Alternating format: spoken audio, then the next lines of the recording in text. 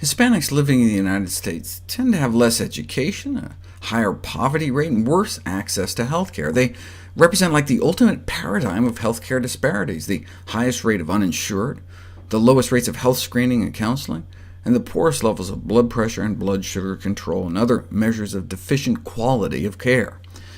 So, wow, Hispanics living in the U.S. must just have dismal public health statistics, right? Well, according to the latest national data, the life expectancy of white men and women was 76 and 81. The lives of black men and women cut short by years. How do Hispanics do? Amazingly, they beat out everyone. Hispanics live the longest.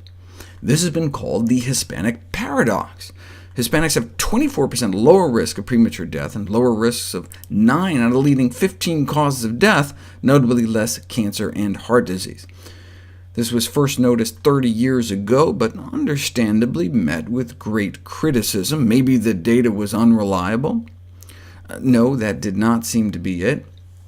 Maybe only the healthiest people migrate? Turns out the opposite may be true. Then there's always the salmon bias theory, proposing that maybe Latinos return to their home country to die, and so aren't counted in our death statistics. But that theory didn't pan out either. Systematic reviews confirm the existence of this Hispanic paradox. And so, given the strong evidence, it might be time to accept it and move on to figuring out, well, wait a second, why do they live so long? Figure out the cause. The very existence of the Hispanic paradox could represent a major opportunity to identify a protective factor for cardiovascular disease applicable to the rest of the population. After all, whatever's going on is strong enough to overcome the disadvantaging effects of poverty, language barriers, low levels of education, health literacy, quality of healthcare, and insurance coverage. Before we get our hopes up too much, though, maybe it's just genetic? No, because as foreign-born Hispanics acculturate to the United States, as they embrace the American way of life, their mortality rates go up. So, what positive health behaviors may account for Hispanic longevity? Maybe they exercise more? No, Hispanics appear to be even more sedentary. Hispanics do smoke less, however the paradox persists even after taking that into account. Maybe it's their diet. As they acculturate, they start eating more processed foods and animal foods, and fewer plant foods. And perhaps one plant food in particular, beans. Maybe a reason Hispanics live longer is because they eat more beans. Although Hispanics only represent about 10% of the population, they eat a third of the beans in the United States, individually eating 4 to 5 times more beans per capita, a few pounds a month, as opposed to a few pounds a year.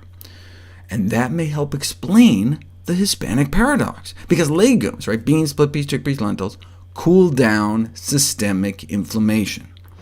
This is the mechanism they propose in terms of lung health. While cigarette smoking and air pollution cause lung inflammation, which increases the risk of emphysema and lung cancer, when we eat beans, the good bacteria in our gut take the fiber and resistant starch and form small-chain fatty acids that are absorbed back into our system and decrease systemic inflammation, which not only inhibits lung cancer development, but also other cancers throughout the body.